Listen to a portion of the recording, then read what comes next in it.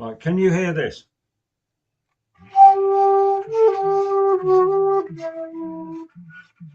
Can you hear Yeah. that? Yeah. Right. Okay. It's not very often we get my flute out, but we're gonna have a go. Okay. So here's a Christmas story. It's the 1st of December. So it goes like this.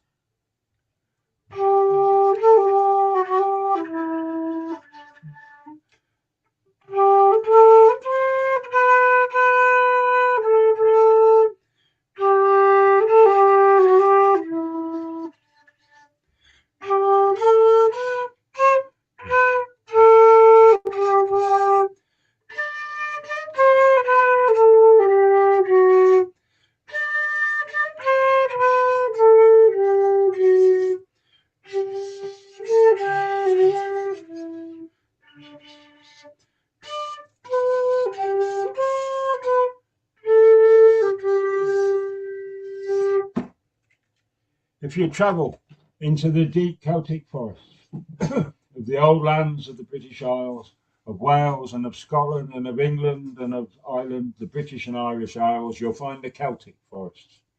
And there's a story that comes from the Celtic forest from this time of year, because deep in the depths of that forest, there's a great big pool. And the pool is about the size of half a tennis court, and there's a low wall all the way around it. And above it, there's a big old willow tree, and leaning over, there's an old branch. And sat on that branch on the clearest night of all, so you could see every star in the sky. The owl looked down. As he looked down and he looked, and you see something that's not quite there, but you haven't seen for a bit, and you sort of look again. And a voice from his ear went, "Is there another star in the sky tonight?" And Fox was stood there. And Fox looked up at the owl, and the owl looked down, and they both looked in. And the owl, the wisest of all the animals in the Celtic forests, he went, "Yeah, I think so." And the fox nodded, and he said, "My mum told me that there was an old story about one day an extra star would be in the sky. And that's tonight, isn't it?" And the owl said yes. And just then the deers turned up. For there was the reindeer, and there was the red deer, and there was the muntjac, and there was the fallow deer. And they all leaned over and they looked down, and they all nodded at each other and went, "Another star's in the sky. Tell all the people." And the word went all out. And as the word went all out across, and the blue tits told the marsh tits, had told the coal tits, had told the long-tailed tits, and they went and told all the birds. And as they went round telling all the birds came down and sat in the trees around, and they all looked down. And every bird in the forest was there, and they were looking down. And they looked at the owl and said, "Is it tonight?" And the owl said yes. And they looked again, but suddenly they weren't seeing the stars in the water. The picture sort of merged away. And in the distance, there were three camels. And there wasn't three camels, there were three camels, and they were riding side by side. And around them, across a desert, there was little camels and dogs and horses. And there was a whole train of a sort of a camel train, or a sort of group of people all coming across the desert. And they all looked down, and they all looked a bit closer. And as they all looked a bit closer, the hedgehog came out with the stoat, and the mink, and the weasel, and the ferret.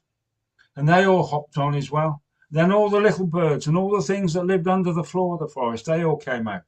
So there was the worms and everything else, and there was the frogs and the toads. And the frog, and he hopped up and sat on the fox's nose. And the little mouse came out as well, and the hare, and the rabbits, and all sorts. And they all sat round, and every animal in the forest was there. And they all sat and they watched. And as they watched, the camel train, it went into a town, and it was a walled town. And in the walled town, there was a great big fat man, and he was sat on a great big chair, and he had a great big hat on. And he got angry, and he started shouting at them, and they shook their heads, and they turned, and they walked away. And in the end, they went across more lands and more sands, and every animal in the forest was watching as they found a little town. And in the little town, they went through, and they went to the posh places, and they knocked on the doors, And in the end, a landlord came out of a pub and he pointed. As he pointed, they looked at a stable. And just as they looked at the door of that stable, the animals from the farms from all around, they came out. For there was the cattle that normally on the farm, and the pigs, and the donkeys, and the goats, and the pigs, and everything else. They all came round, and finally, in the end, every animal that our Lord had ever invented was sat round this pond, and they were looking down. And one of those old men got off the horse, got off his camel, and he went and he opened up the stable door, and inside there was a little baby in a manger. And there was a very tired looking lady and a very worried looking man. And then the horse said, "Look, you can see me in the stable, I'm there." And the donkey said, "Look at me, I'm there as well."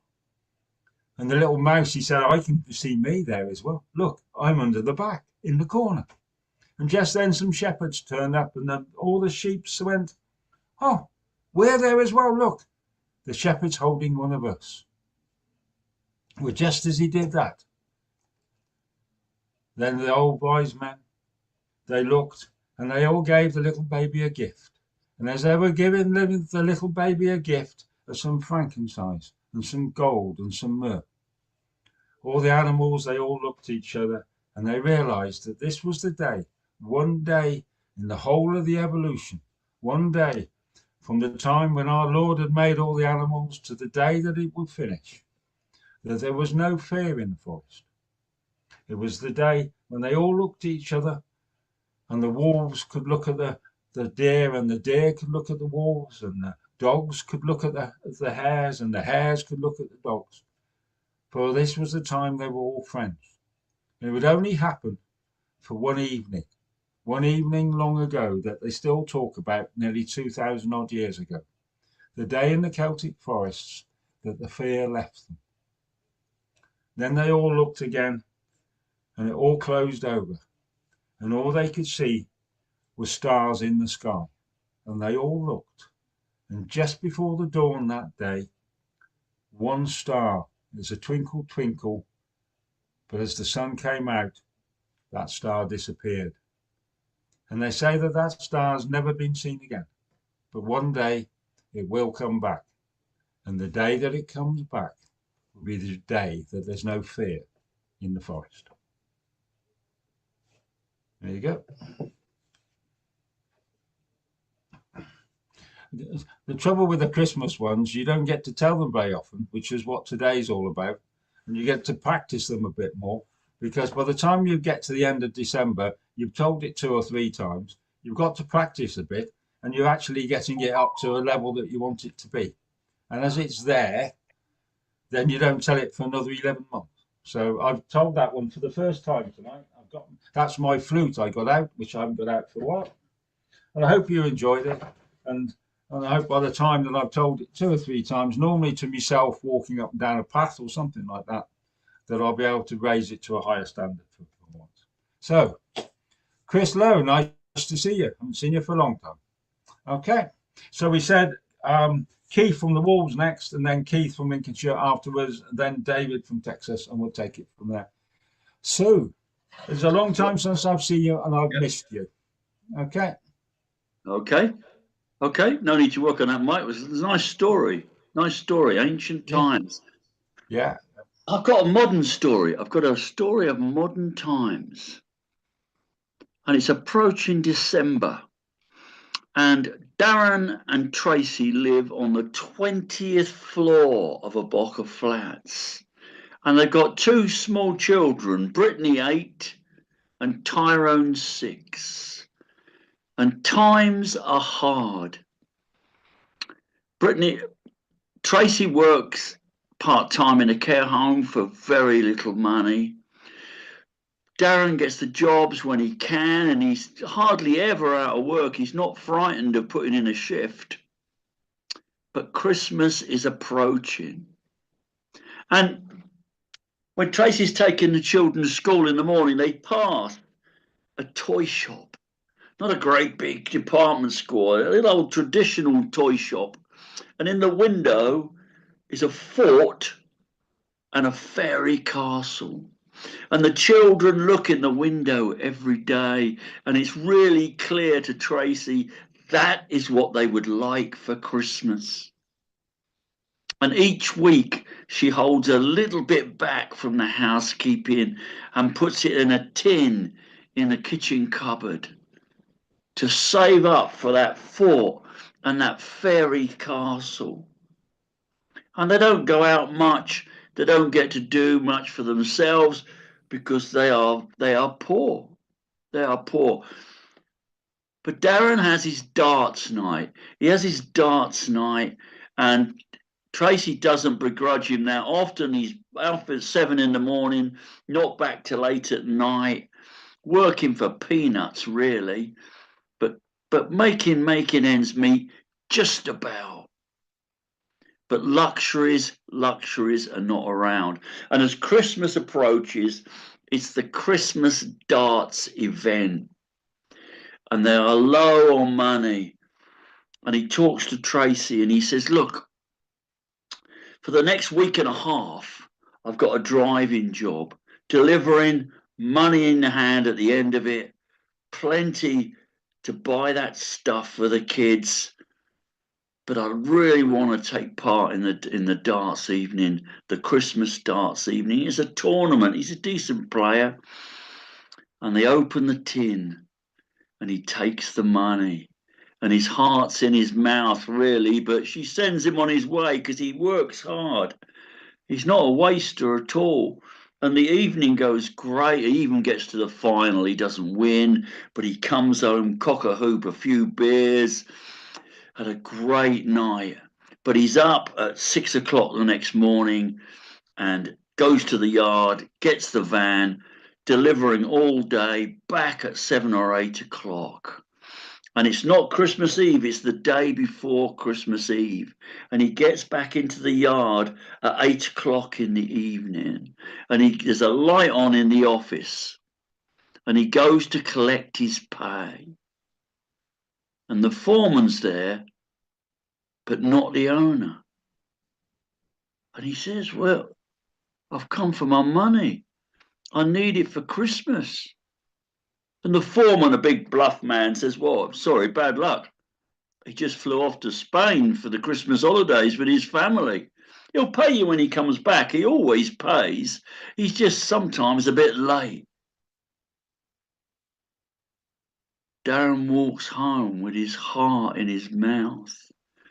How is he going to tell Tracy? They go to bed that night. And they're lying there and the kids are fast asleep. And he tells her in a quiet voice, he feels like he has failed the family. And she takes him by the hand. She's reasonable. She's used to getting by and just about coping. And she says to him, it's not your fault. It's not your fault. Trouble with these rich people, they don't think of us. They don't think that we need a meager amount of money just for Christmas. That we were going to go on Christmas Eve morning and buy that fort and that fairy castle for our kids. But it sounded lame, but she said, look, we've got a couple of things. I've got a couple of books I've put aside and little toys. We'll put them under the tree. And on Christmas Eve, the kids are about to go to bed and they look at these little parcels under the tree.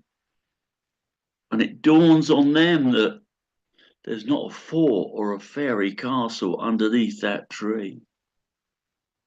But they don't care because they're 8 and they're 6 and Santa's on his way. And they ask their mum for a mince pie for Santa to put by the chimney breast and a carrot for the reindeers. And they go off to bed happily. But Darren and Tracy go off to bed, dreading the next morning. But they're woken the next morning at 5:30 to a chaos of noise, And they walk into their living room, and there under the tree are 2 huge parcels. And the kids are tearing the paper off. And sure enough, there's the fort and there's the fairy castle. And they look across, and the mince pie and the carrot are gone.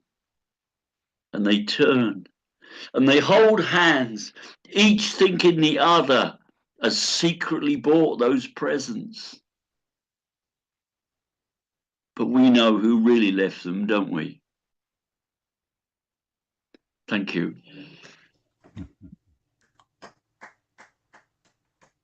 Well done, Keith. Yeah, okay.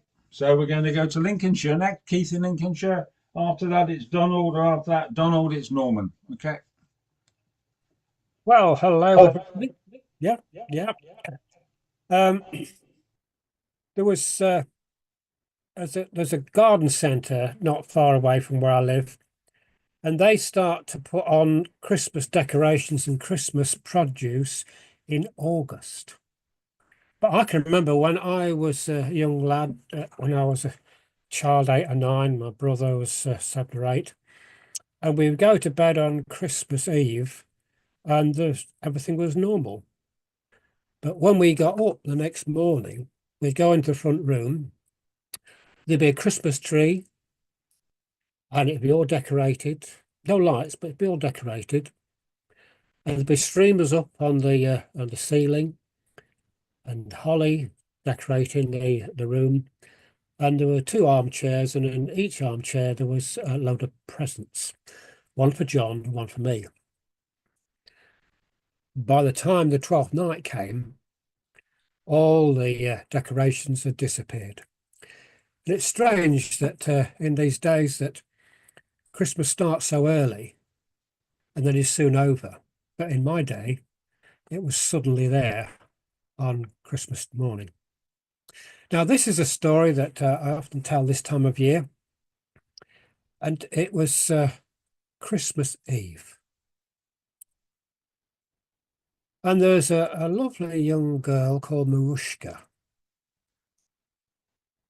And she was so sad, she was crying in the corner of the room because her stepmother and her stepsister were very cruel to her.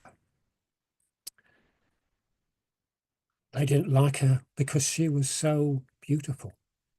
And they made her do all the work in the house.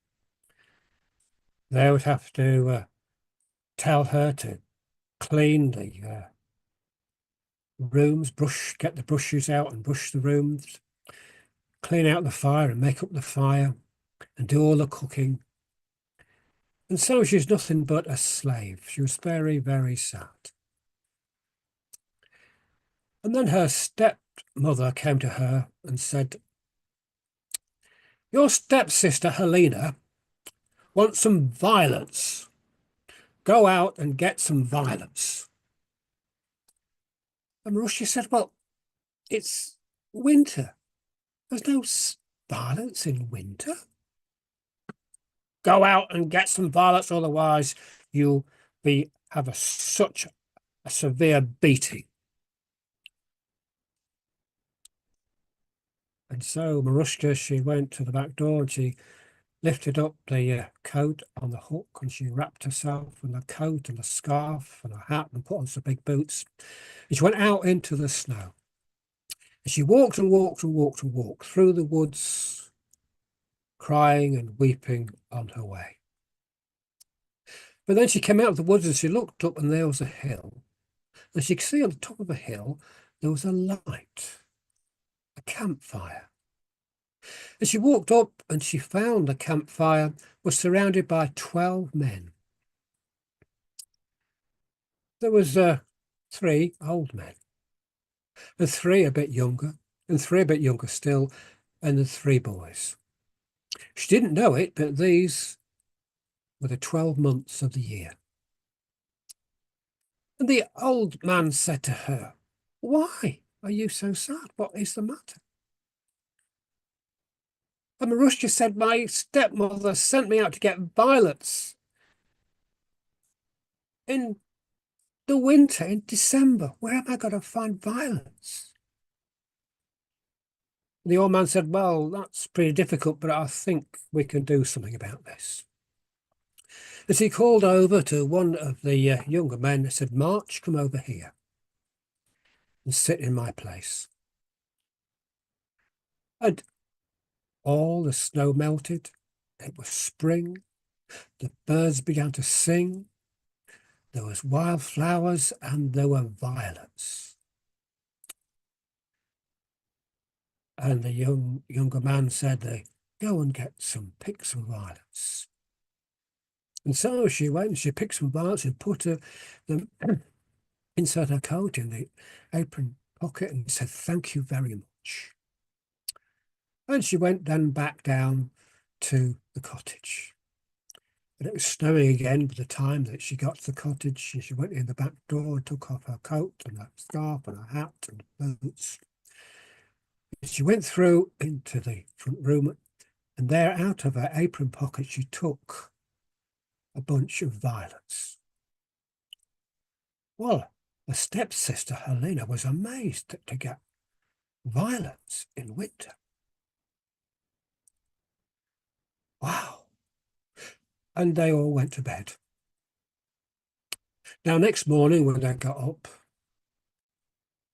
Marushka's stepmother said, go out and get some strawberries. Your stepsister, Helena, wants strawberries for her Christmas breakfast. Where can I get strawberries in the middle of winter? Go out and get some strawberries, otherwise you'll have such a beating you'll never forget. And so Marushka, she went to the back door, she put on her hat and coat and scarf and her boots, and off she trudged through the snow. But this time she knew where she was going, so as she went through the woods, she came and went up to the top of the hill where the 12 men were sitting round the campfire. And the old man said, oh, what is the matter? Can we help you? Yes, my stepmother sent me out to get strawberries. Where can I get strawberries in the middle of winter? And the old man smiled and said, I think we could help you here. And he said to one of the younger men, June, come on and take my place. And the snow melted. And it was a beautiful sunny day. And across on the other side in the field was a whole field full of strawberries. Go and help yourself, the man said. And she went over and she picked loads and loads of strawberries. She put it in her apron pocket and said, thank you very much. And then she went back down the hill and through the woods, snowing again. She went into the cottage, took off her hat and coat and her boots and went through. And from her apron pocket, she's able to give Helena a whole handful of strawberries. And Helena and her stepmother are amazed at where could you find strawberries in the middle of winter? But this is amazing. Now, as Helena was finishing off her strawberries and the juice was running down her chin, she said, apples, I want some apples. Go and get some apples. And Marushka said, where can I get apples in winter? Oh, come out of the way. I will go. I will go and get some apples from that hill that you talked about. And so Helena, she rushed out of the cottage, hardly putting on a coat, and up through the woods. She came up to the hill where she found the 12 men sitting round the campfire. And the old man said, hello, young lady, what can we do for you? Out of my way, she said. I want some apples. My stepsister came and she got some violets and some strawberries and I want some apples. Well, the old man was very, very angry at the rudeness of this young girl. He raised his hands in the air and looked up in the sky and it began to snow. It snowed, and it snowed, and it snowed, and the wind blew. And Helena, she went off into the storm, the snowstorm, and was never seen again. Now, back at the cottage, Marushka's stepmother was looking for Helena. So where's she got to? Where's she got to? And she went out into the snow looking for her daughter. Into the snow, and was never seen again. But Marushka, she was able to make up the fire and sit there in the warmth, and she had a wonderful Christmas day. Well done, Keith. I love the story of the 12 months. I think it's a lovely, lovely story. I heard it a long time ago for the first time, and I tell it myself. It's a lovely story, well told. Thank you very much. Thank you. Absolutely. Thank you. So we're going to Texas, which is just a bit above Mexico, and it takes 12 to 4 hours to go from one place to another and back again, and all sorts of stuff. David, there you are. I couldn't see you in the corner there, man. So we're going to go David from Texas. Here we go. All right. Hey, everybody. Well, this is not necessarily a Christmas story. This is a Hanukkah story. And I've already cleared it with Mike through the Facebook. And this has to deal with my whole program on the Jewish cowboys. Yes, there were Jewish cowboys. So here we go. This is Hanukkah on the High Plains.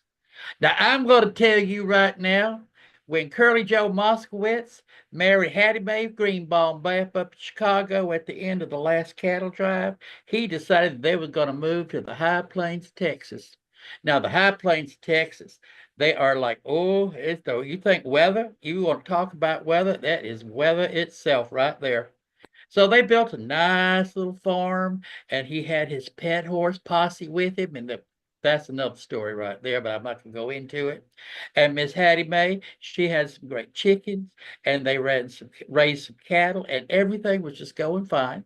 And twice a month, they would hook up their wagon, and they would go into town, and they would spend Sabbath with the rabbi and his wife. Well, this one year, this was their everything. They decided they're going to have Hanukkah by themselves on the High Plains. Well, it just so happens that the first night of Hanukkah was coming up, because it is like sundown to sun up. That's what it is. So they were getting all ready, and Miss Hattie Mae was just cooking away, and they got out the menorah, and they had the candles ready. And it turns out that Curly Joe says, "Hattie, baby, I got to go get Posse. He got away. I think I know where he is. But I want to let you know, I'm going to be back. I'm going to be back. So don't worry about it." She said, "Okay, but be careful, because I have a feeling in my bones we're going to get some really bad snowstorms. So you better be careful." He said, "I'll be careful. Don't worry about it. I'll be back." So Curly Joe, he gets on his coat, he has a horse blanket, and he has has a rope and all that other good stuff. He goes walking out. He goes walking and walking and walking and walking, and their farm gets further and further and further away in the distance. Well, sure enough, Posse, his horse, had gone to their favorite place where there's lots of grass and lots of water, and it's really nice. And he said, "Hey, Posse!" And there was Posse just turning him and just pawed on the ground and drank some more water and ate some of that what's left of the grass. "Posse, we gotta go. Come on, boy, come on." So Posse just sort of shook himself and turned around and walked up to Curly Joe and nuzzled on him. "Okay, boy, come on. Let me put the halter on you. I'm gonna walk you home. We'll talk about what's happening." Well, they was on their way home, they was, and you could all of a sudden, you felt the temperature start to drop. Got dropping and dropped, and the wind started coming, and all of a sudden you could see little flakes of snow started, and on it got thicker and thicker, and that was it was a blowing, and it was storming, and it was a blizzard, and they couldn't see nothing, and it was like, oh my God, we're gonna be lost. And right there, I tell you, right there with me sitting right here telling you, a light right in front of them started, and it got bigger and bigger and larger and larger and larger, and it just stopped. And there was a man standing in the middle of that light, and he had on his cowboy hat and his sheepskin coat, and he had on his boots and everything like that. And there he was holding a candle. Now, Posse usually don't like strangers, but Posse was real quiet and real calm. And Curly just said, what are you doing here? Are you lost too? He says, no. Don't you recognize me? No, I don't think I do. You look so like one of us. He says, Curly Joe, I'm Elijah, and I got this candle here, and I'm going to lead you back to your cabin because your wife's waiting for you. So slowly they moved and they went on, and Posse and Curly Joe followed that prophet Elijah holding the candle all the way through that snowstorm. And all of a sudden you could see in the distance, he got closer and closer. There was the cabin, and there was the barn and the corral. And he was home, and he got up there and he turned around to think, and man was gone. He was just gone. So he takes Posse and puts him up and rubs him down, makes certain he's all nice and warm, got some good hay to eat, goes back, comes into the house, closes the door. It's pretty hard to close the door, let me tell you right now, because that wind was blowing, and push and push and push. And he finally got in, shook off all the snow, and had him make him say, honey, I was so worried. I didn't know. Are you okay? He said, yeah. And he told her what happened about finding Posse, and he told her about the man called Elijah leading him home, holding a candle. And she said, what? He said, yeah. He said, I put the menorah out, and I lit the shamus candle, and when I turned around, it was gone. I thought maybe I'd knocked it over, so I run over there to make sure we're not going to have no fire. But it was gone. I couldn't find it. He said, really? Well, I got another one. Let me go get it. So Curly Joe goes, he gets another candle, go out, and he goes to where they had put the menorah in the window. And what do you think they done saw there? They saw that shamus candle already lit, and it must have been the one that had led him home. And he looked at her, and she looked at him, and they gave each other a big old hug. And she said, oh, I got something to tell you. He said, what? She takes his hand and takes it, and she puts it on her belly. And he said, oh, we gonna have a baby? She said, uh-huh. He said, oh, I'm gonna have to learn how to make a dreidel now. And that is Hanukkah on the high plains. Absolutely. That's, well, yes. A glimpse of Texas, maybe. So we say that. Right, so we went from Davis. We're going to go to Donald now. And after Donald, I was going to go to Omar, but he's come and gone again. I can't see him in front of me. So if he comes back, we'll slot him in. So after Omar, we'll go Chris, Maria, and Baden. And I'll talk to Sue in a minute, see if she wants to do something. So that's going to be pretty much the order now. So Donald next, and then Norman. Okay. Okay, thank you very much. Good stories so far. Hope this one does as well. This is a children's story that I like to tell every year. I like to tell it to my nieces and nephews and any school classes I'm working with. And it's a wee lesson for the children, and maybe, hopefully, some adults will get a lesson from it as well. And Jack and Jane were very excited because Christmas Eve, and the tree had been up for a couple of weeks and all the decorations in the room, and there was one last thing to do before they went to bed, and that was write a note to Santa to let him know what they wished for. and they wrote it together. Dear Santa, my name is Jane, and my name is Jack, and I would like a scooter. And said, Jane back here again. I would like a bicycle. Love from Jane and Jack. P.S. We've left out some carrots for the reindeer and some chocolate cake and a glass of milk for you. And once they'd done that, they went to bed.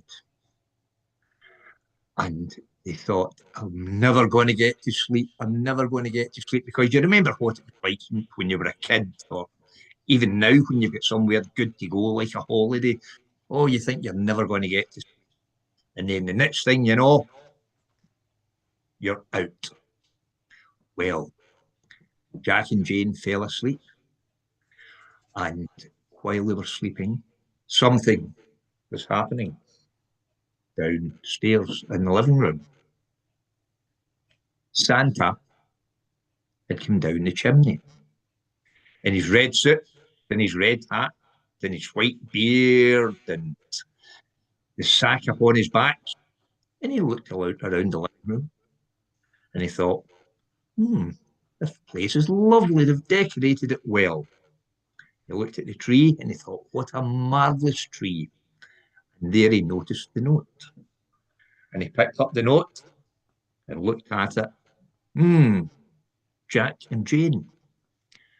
And Jack wants a scooter, and Jane wants a bicycle. And it just so happens I have exactly these two things in my sack. So took them out and put them underneath the tree. And then he noticed at the bottom of the note, we have left out some carrots for the reindeer, and some chocolate cake and a glass of milk for yourself. Please help yourself. Well, Santa looked at the cake and he thought, that looks delicious, because Santa liked chocolate cake. And I think if you don't like chocolate cake, there's something seriously wrong with you. Anyway, Santa picked up a piece and he took a bite. It was delicious, because this wasn't chocolate cake.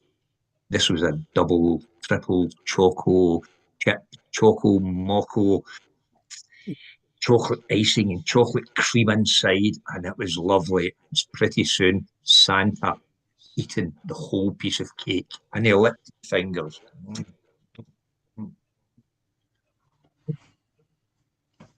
That was delicious, he said, and he drank some milk. And he thought, it's been a long night and I've been working really hard and I'm quite hungry. I think I might just have another piece.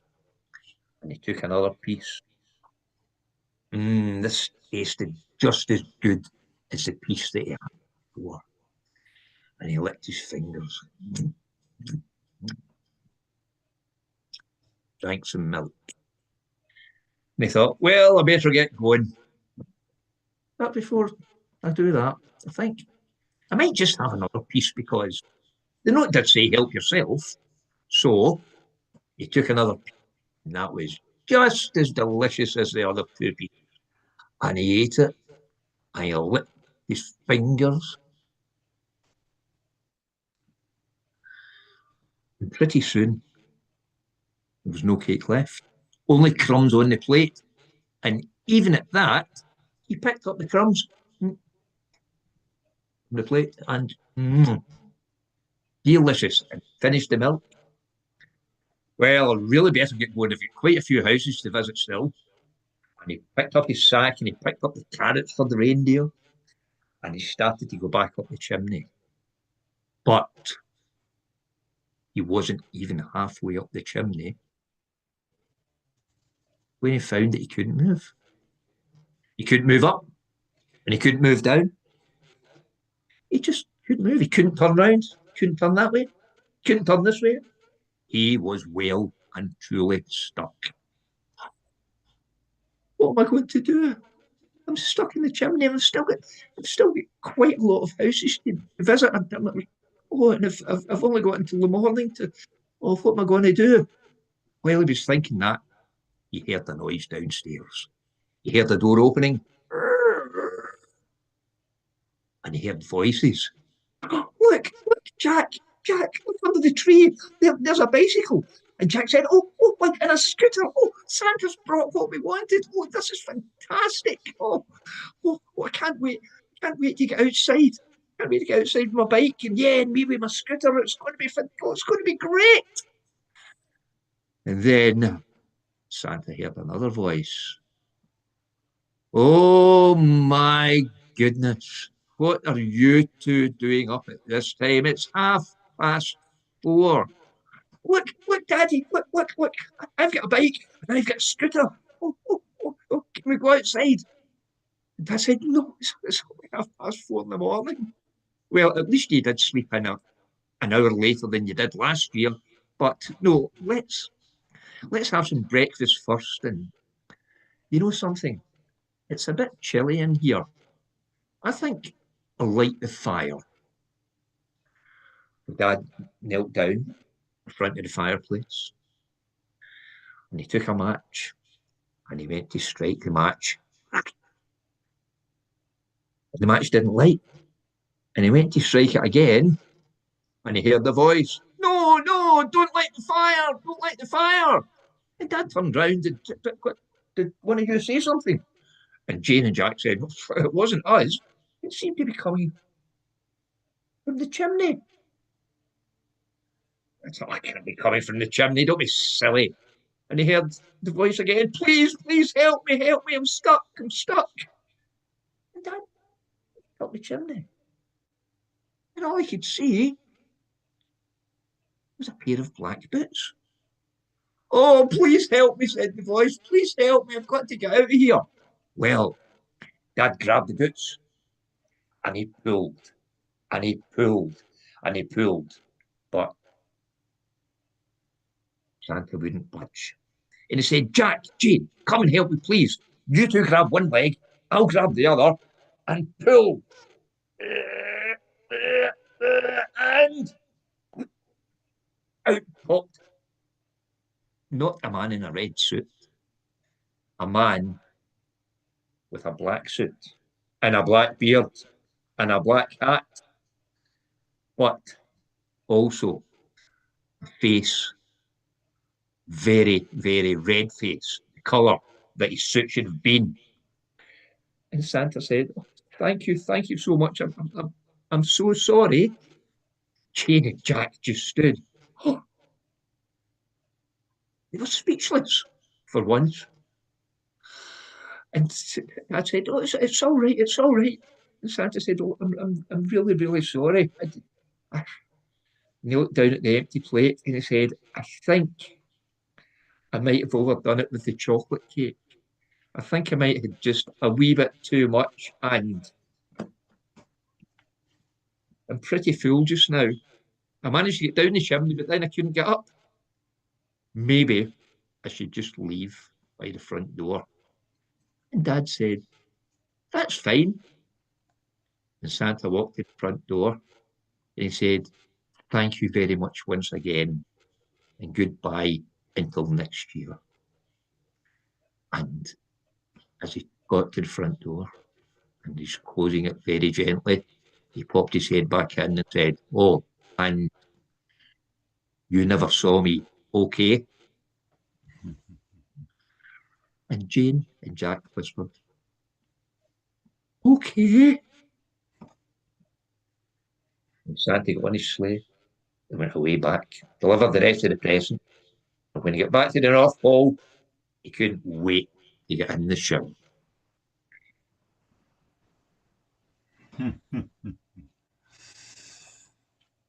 Nice one, Donald. Thank you very much. That's And lovely. I'll get the children to do the actions, you know, the licking the fingers and the pulling Santa down the chimney and wind them up and then I send them back to their team. Yeah. You need to get the people in charge to cook you the cake. Well, hey, As I say, I never refuse chocolate cake. That's why I've got a belly like Santa. Yeah, well, I may have that same problem as well. So, Thank you so very much. this came up last year or the year before, so I'm going to say it now so we all know it. So if you get caught like this is always the answer. So there's 8 reindeers. There's Dancer, Prancer, and Dasher, Comet, Cupid, and Vixen, Donner, and Blitzen. Now, Blitzen, you might not have heard of so much, particularly if you're across the pond, because when he got over to the Dream Factory of Hollywood, they renamed him and called him Rudolph. Rudolph the Red-Nosed Reindeer. But Blitzen's his old name, but he has a job. And his job is to know where every child's sleeping that night. So if you happen to be sleeping with your uncle's second cousin's first wife's daughter, and you're staying there for the night, Blitzen will know where you are. So if you're 6 years old and you're not staying in with your mum and dad, but you're staying with your pop and your nan or something, Blitzen will know where you are. So you never need to worry about it, because for all the years I've known this, I've never known Blitzen get it wrong. Blitzen knows where every child is sleeping on Christmas Eve, and it's his job to tell Santa, and he's never got it wrong yet. Unless if you ever get caught out, that's your answer. Okay. So we're now going to Norman. So we go from one. So Okay, up to Canada. Here we go. up to Canada, the home of a reindeer or two. Yeah. Just before you get started, Norman, Omar, I want you to go next if you can, please. So when Norman finishes, if you're there. Okay. Sorry, Norman. Carry on, mate. Okay, I just had an update for that very. He said that he didn't have a Christmas story. I said Oh. a story. I told him any story about light will do, and he still kind of declined. But and he said he'll prepare a special story for the next session. Right. But if you want to encourage him a bit more, he knows that he's welcome. So I could have tried, maybe worked a little harder in persuading him. But I thought the story about light would be okay, and make him feel comfortable telling it. But anyways, something we might want to keep in mind for future reference. Well, I did think that, because I know a couple of stories for other faith festivals, which I keep in my back pocket. And it's always useful to have a story from another faith. From when you sort of land up on your feet and you have to talk to the Jews or the Muslims or the Hindus or the pagans, whoever it is, it's always useful to have one of their stories about one of their big celebrations. So I thought he might like to learn one about Christian ones. So so he would, because one day he's going to need it. Well, I know there are people who tell stories about lamps and whatnot, and there's a beautiful story that my friend, I have a short story, so I'm feel comfortable talking a little bit. And what she does, the story is about, it's from the Palestine, and it's about finding the light within a building that her father had promised her, and it turns out to be the light of her of welcoming people. Is this signal that this is a building for light for everybody. So that by realizing that, she becomes worthy of becoming the ruler and queen of that land. So I'm telling that roughly for Omar if he's listening. Anyway, once upon a long time ago, it was a dark time indeed for a mother and the tiny baby and the father were fleeing. They're fleeing from an enemy that sought their lives. Such a situation is not uncommon even today. And so they traveled by night and hid by day and kept on traveling until at last it came to a point where they had to rest and hide and deal with something that is eternal: laundry. The baby's diapers been piling up one by one, loaded on the donkey, and now they stopped to rest and by a stream, And the woman took the diapers, and one by one, she washed them in the stream until they last were all sparkling clean. And then she looked around for a place to hang the cloth diapers for them to dry. And being someone who does not simply ask, she had a respect for all living things. And so the woman went to an oak tree, a small one, and said, "Will you hold my baby's diapers up so that the wind may dry them, and so I can put them on my baby?" And the oak says, "I am a royal plant. I cannot do such things. I don't do such menial work. I am the oak. I am not a servant." So the woman went to another tree, a pine tree. Says, "Oh, pine tree, I need to dry these diapers. Will you please?" "No," said the pine tree, having heard the conversation from before. "No, I do not do such things. I am a tree with respect and dignity. I am made into many important things, but I will not be the carrier of diapers." And so it went from plant to plant, and finally to shrub, and finally she'd asked everyone, and they'd all refused. When suddenly a voice from below, a tiny little plant, nothing significant, nothing very large, spoke up. It said,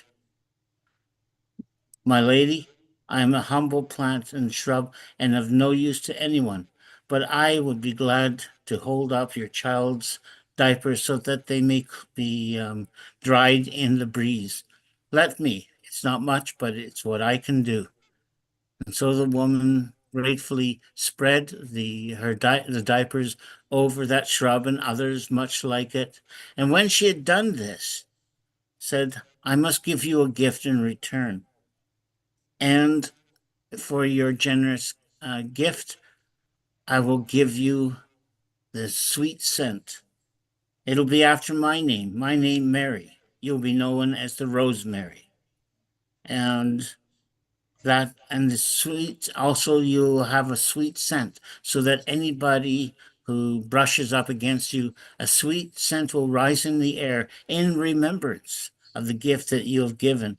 And when people are doing their laundry, there will be in this land, you will grow large and sweet and strong, and so that many people will use your gift, and you will be known as the Rosemary." And so when she left, Mary, Joseph, and her child Jesus, to once again take their journey on the way to Egypt, that journey is marked all along the way by huge bushes and known as the rosemary. And I know this is a true story, for I have touched those rosemary bushes, and I have stroked them, and I had to reach up high to reach the top of them. And as I did that, a sweet scent rose into the air of remembrance of this story from long ago. All right. Thank you very much, Norman. Thank you very much. Right, so Omar's turned us down, or is not here, and I'm sorry for that, and I hope he comes next time, and I hope you're listening, Omar. So I'm going to go to Chris, and then after Chris it's going to be Mario. Okay. So Chris Lowe, long time no see, my friend. You're muted at the moment. I'm just unmuting me. I'm not used to this new format. New technology is never my forte. You can all hear me now, can you? Yeah, we can hear you. Well, that's your misfortune. Right. Mackenzie was going to yet another do. In his circles, you always had really good do's. His circles, by the way, were the circles of, well, billionaires. He was going to a dinner in one of the swankiest hotels in Birmingham. If Birmingham has swanky hotels, I'm not quite sure. Anyway, he was going there, and he was going to meet all his fellow rich people, and they were going to enjoy, if that is the word, a night. He wasn't looking forward to it because Christmas had been somehow hollow for the last 5 or so years since his wife had died. The warmth had gone out of it. And when he got there, his fellow rich people, billionaires, mostly men, were all there, and they were talking about this deal or that deal and how much money they'd accumulated and how much money they expected to accumulate. And as he sat there sipping his wine and drinking the occasional glass of port, he thought, I've had enough. I've had enough of this. And he walked out onto Pall Mall Row in Birmingham, out of the hotel, and he looked round and the lights were twinkling in St. Philip's churchyard, and he started to walk across it, and it wasn't Christmas to him. It just didn't seem like it. And suddenly, it wasn't anything. The world went black. He woke up. He didn't know it, but it was about 3/4 of an hour later. He was in the dark. He could hear a roaring, and there was air flowing past him, warm air. And he was looking around, wondering where he was, when suddenly he saw a figure silhouetted. And the figure said, "Are you all right now? Have you come round?" And Mackenzie said, who are you? He said, "Well, you don't know me. You tripped over me in St. Philip's churchyard. I was just getting up for the night to try and find a warm space. It's a warm space I brought you to here. Can you not feel the fans blowing on you?" I couldn't I couldn't alert the police or anything because, well, they'd have probably arrested me saying I assaulted you or something. And so I brought you here, and I hope you're all right. And Mackenzie looks at him and says, "Who are you?" He said, "Well, my name's Stan. I brought you something to eat." And he walked towards, Stan walked towards him, bent down, and Mackenzie saw him undoing tin foil. He said, "Look, I've got two pies. I got them from them homeless people, the people who look after people like us. They were packing up for the night, and they said I could have 2 pies and a couple of cups of tea here. It's mugs of tea, I suppose you'd call them. Have one." And he pushed it into Mackenzie, and the hot tea slopped him. I said, "Oh, sorry." Anyway, Mackenzie looks at him and says, "What are you doing?" He says, "Well, you need something to eat. It's cold out there before you go back into the cold."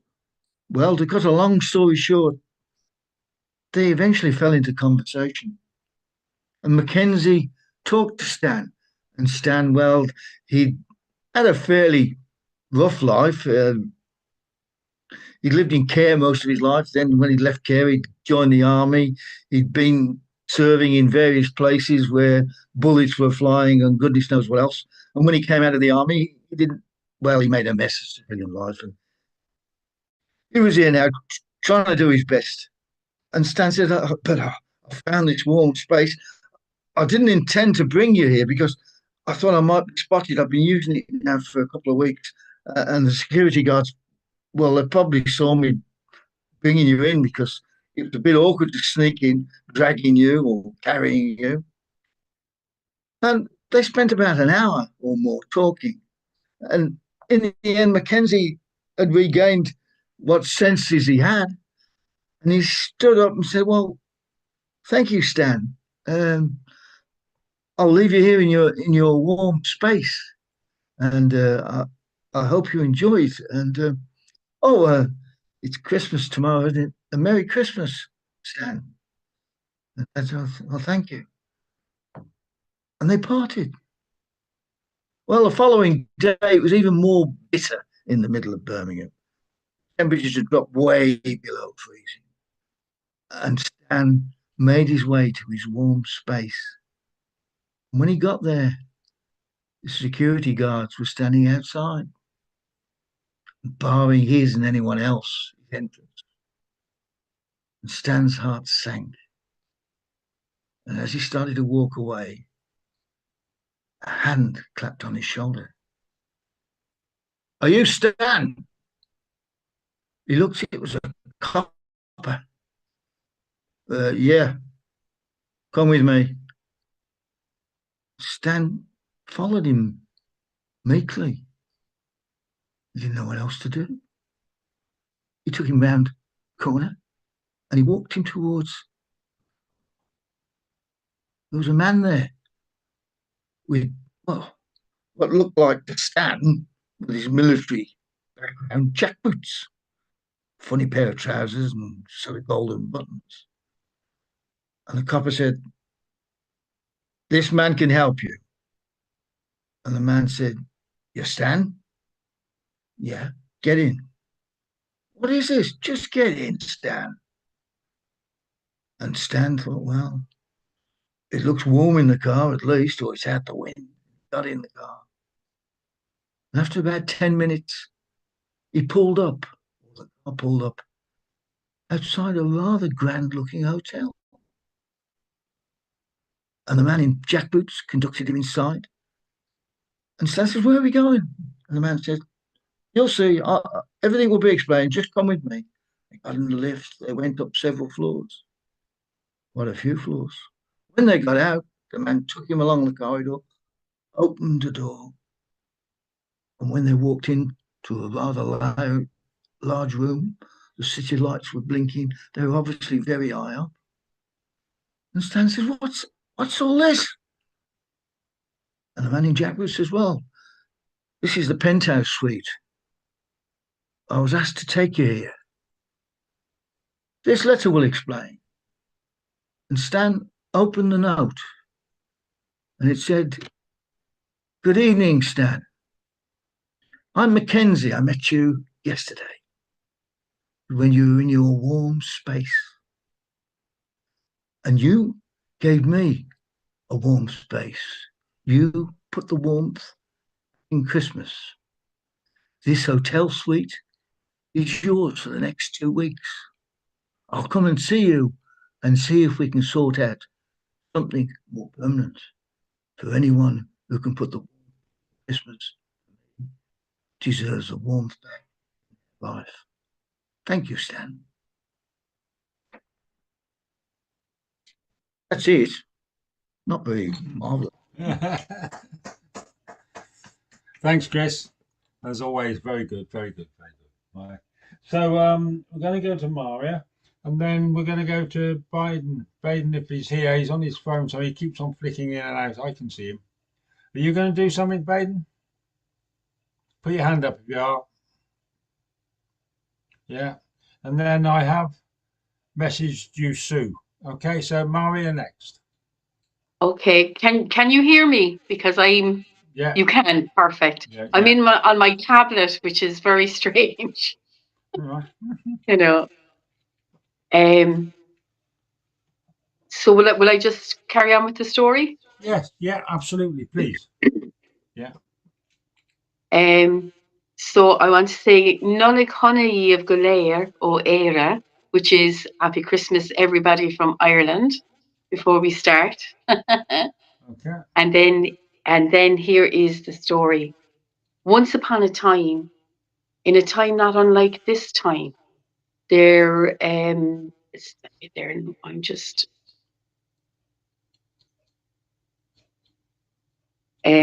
so in a time very like this time, there was a couple who lived in a country where English was not the first language.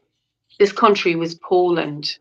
And in a country like our own that has known an awful lot of immigration, this young couple were getting married and they were making provision to move away as soon as they were married. The young girl, her name was Becca. She was trying to learn English as quickly as she could and as proficiently as she could. And even though Shimon was quite good when he was speaking with her, he was shy about speaking the foreign tongue. But after they were married, they sold everything they had. They had a big party and they were seen off by the neighbors to the ship that would take them to America. It was about a century ago, around 1920. And on the boat, every chance she got, Becca spoke to people, hoping that her English would come up. And the journey passed quite fast for her. But for Shimon, it was a different story. His stomach was sick from the food that they ate, and he was hoping that they had made the right decision. When they came into New York, they very, very quickly were able to get an apartment, and they had an awful lot of Irish neighbours because Irish people were leaving in their droves at that time as well. Shimon, because he didn't have great English or because he was shy about speaking it, the only job that he could get was loading and unloading on the docks. But Becca got a job in Macy's of New York, and she thought all her dreams were made. And one day she turned to Shimon and she said, I think that this year we're going to have Christmas in this beautiful place. And he said, but we're Jewish. We don't celebrate Christmas. And she said, but when people come into Macy's, they're so happy. They just want to give things to one another. They just want to wish you happy Christmas. And I think it would be good to take on this tradition as well. We will also celebrate our Hanukkah. And he said, okay, that sounds amazing. What do we have to do? And she said, well, we have to think about a present. But because we're saving all our money for our future, I think we'll just dream of presents. And he said, no, Becca, you know that we have to put all our money into the little jar because we're saving hard for our future. In fact, they were after getting a little apartment in New York. And Becca was so good at making it cozy. They had no money for furniture, so instead, Shimon, or Simon as he was now known, he would bring home the orange boxes and he would lay them out under the big windowsill in the New York apartment. She covered these boxes with a red cloth and they became their table. She took three more and she stacked one on top of the other and they became their presses. And when she would take a little jam jar with a candle and put it on the red table, it would throw out its light and it would throw shapes all over the wall. And it seemed as if a little magic had come into their world. So at a time like this, when the candlelight was dancing across the wall, she said, we don't have to have money to dream. And we promise one another we won't spend anything on presents this year. And he said, okay, if I could buy anything for you in the world, what is it that you would like from me? And she thought about it. And she said, there is a domed window at the edge of Macy's. And as you walk into our store, you will see that there are two black combs. There's little diamonds glinting from those combs. And I would love those combs so that I can put up my hair. Because in my work, I have to put up my hair. And he thought about that. And in the thinking, he could imagine those combs in her long, red, wavy hair. That's amazing, he said. And for you, she said. And he thought about it. And he said, dreams cost nothing, but we're not going to buy these things. No, she said, we're definitely not going to buy these things. Well, he said, I would like to take a bow from my fiddle. I've noticed you haven't been playing your fiddle in this new country. Why is that? She said. Because the bow has worn out, he said. And she said, but you can get a new bow. And he said, not with the horsehair. To play the music from the old country, I need a bow with horsehair in it. Is that the way? She said. And she winked at him. It is, he said. But remember now, these are dreams for a future time. I know that, she said. And the weeks passed, and it came to Christmas Eve. She was inside in the apartment, blowing into her hands and wearing everything she owned, her coat and her hat on, because there was frost even inside the windows of that apartment. And then there was a knock on the door. "Who's that?" she said. Who could know them in this new country? She rushed to the door, and when she opened the door, standing outside with a shy face on, was her very own Shimon. "Oh my goodness," she said, "did you forget your key?" "No," he said, "but it's that special night, and I wanted to have a date. So I'm calling at the door like we did in the old country." "Come in," she said, getting in on the game. "Sit down. I have been able to get brisket today." She had spent a little money on meat, for they didn't have an awful lot of money, and meat was a rare substance. At that moment, he opened his coat, and he took from inside a bent and broken daffodil. "A daffodil in a New York winter," she said. "Where did you get it?" "When I was unloading the boxes," he said. "It fell from a box, and I thought, I can't waste this. I'll bring it home to my own love." She put it in a little egg cup and stood it next to the candle, and there it looked like the most precious flower you could ever buy. "Look at that," she said. "You managed a present for me." She sat down then, and they had their meal of brisket. And he said, "It's like being at home again." Then he looked at her and he said, "I broke our rule. I got something for you." "What did you get?" she said. "You shouldn't have done that." And he put his hand inside his coat one more time, and out from it he took a beautiful velvet box. He put it on the little table, and he flicked open the cover. There, nestling on white velvet, were the two black combs with their diamonds glinting in the candlelight. She couldn't believe what she was seeing. "Oh," she said, "how did you afford this?" "I did not touch the money in our jar," he said, "for I know that is for real life. Instead, I used some dreaming money." She couldn't believe what she was seeing, and she took them out of the box and she examined them. "Take off your cap," he said. "Take off your hat and put those combs in your hair." "I can't," she said. "Why not?" he said. And then she took the cap from off her hair, and he saw that she had gotten it cut right up to her chin in the bob style of the 1920s. He said he couldn't believe what he was seeing. "It's okay, my love," she said. "It is hair, and it will grow again." "I have a present for you too," she said. And she put her hand behind the curtain, and out from there she drew a long, narrow box, and she placed it on the table. He flicked open the blue box, and there, nestled on blue velvet, was a bow for his fiddle. "There you are," she said. "There's the bow. Make me some music. Play for me this Christmas some songs from the old country." "I cannot," he said, even as he was beginning to examine the bow, even as he kissed it. "Why not?" she said.